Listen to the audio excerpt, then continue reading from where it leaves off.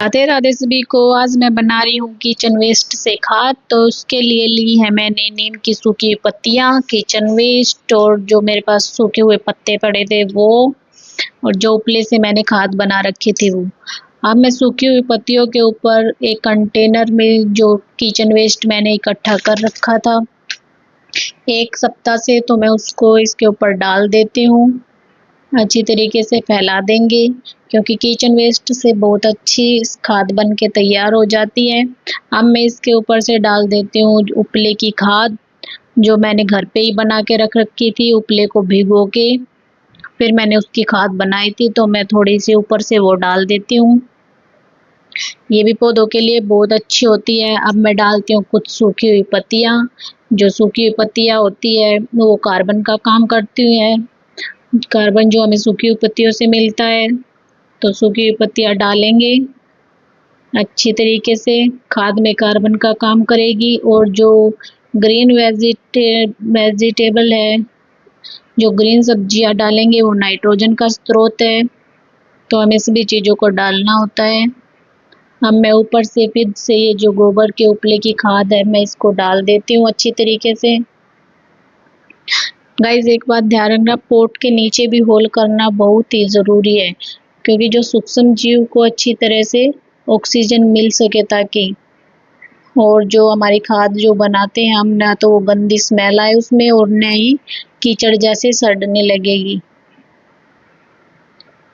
तो नीचे होल करेंगे तो सड़ेगी नहीं और जो ऑक्सीजन है उसका पास होता रहेगा।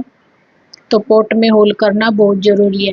अब मैं डाल देती हूँ फिर से नीम की पत्तियाँ। किचन वेस्ट मैंने सारा डाल दिया। अब मैं ये जो नीम की पत्तियाँ हैं सुखा रखी हैं वो डाल देती हूँ। सूखी हुई पत्तियाँ भी बहुत ज़रूरी होती है। सूखी हुई पत्तियों का नाइट्रोजन मिलता है पेड़ पौधों को।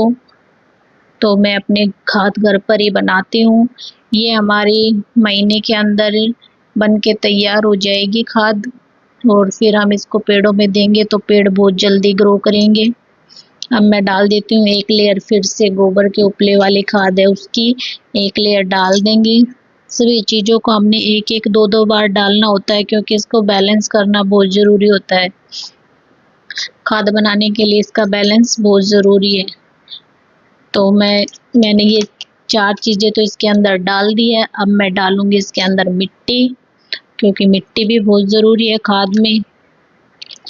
मिट्टी डालने के लिए मैं अपना कट्टा उठा के ले आई हूँ, इसमें मिट्टी है। तो मिट्टी में जो है वो छोटे छोटे आस्क जीव होते हैं जो खाद बनाने की प्रक्रिया को फास्ट करते हैं। मिट्टी से हमारा खाद जल्दी और जल्दी बन के तैयार हो जाता है। यह सभी चीज़ों की नमी को सोख लेता है, तो हमें इसमें मिट्टी ज़रूर ऐड करनी चाहिए।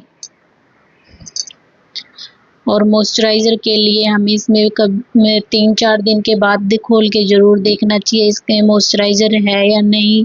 अगर हमें लगे कि हमारी खाद सूख गई है तो ऊपर से थोड़ा थोड़ा हम पानी का छिड़काव कर सकते हैं।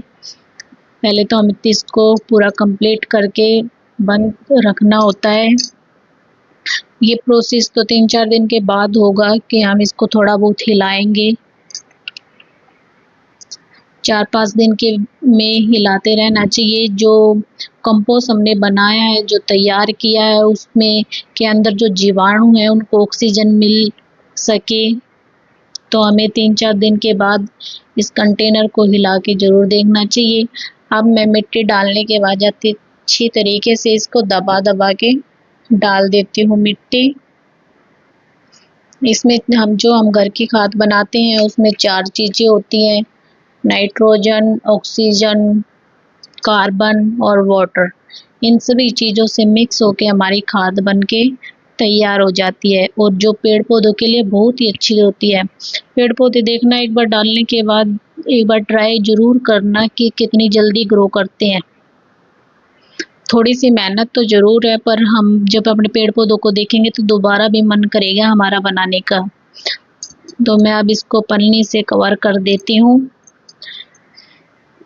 इसको कवर करने के बाद इसको डायरेक्ट सनलाइट में नहीं रखना होता है, इसको थोड़ी सी छांव में रखना होता है। रोशनी जाए लेकिन धूप ना जाए, कुछ ऐसी जगह हम इसको रख देंगे।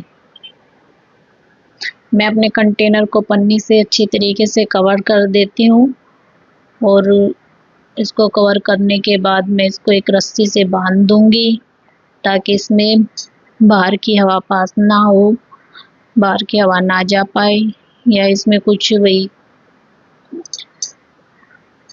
ये पन्नी जो उड़ेगी नहीं, खुलेगा नहीं, ये तो मैं इसलिए इसको पन्नी से कवर कर देती हूँ और एक रस्सी से इसको बांध देती हूँ। अब इसको बांधने के बाद मैं ऊपर से छोटे छोटे होल कर देती हूँ ताकि इसमें नमी बनी रहे, ऑक्सीजन इसको मिलती रहे। तो इसके नीचे से ऊपर भी मैंने छेद किए हैं छोटे छोटे और नीचे भी मैं होल कर देती हूँ, ऊपर भी। तो मैंने इसमें पूरे कंटेनर में होल कर दिए हैं। अब मेरी खाद बन के हो गई है तैयार। देखना कितनी जल्दी खाद बन जाएगी। खाद सूखी बनेगी तो मैं आपको वीडियो में ज़रूर दिखाऊंगी। वीडियो अच्छी लगे हो तो लाइक और चैनल को सब्सक्राइब करना। Thank you.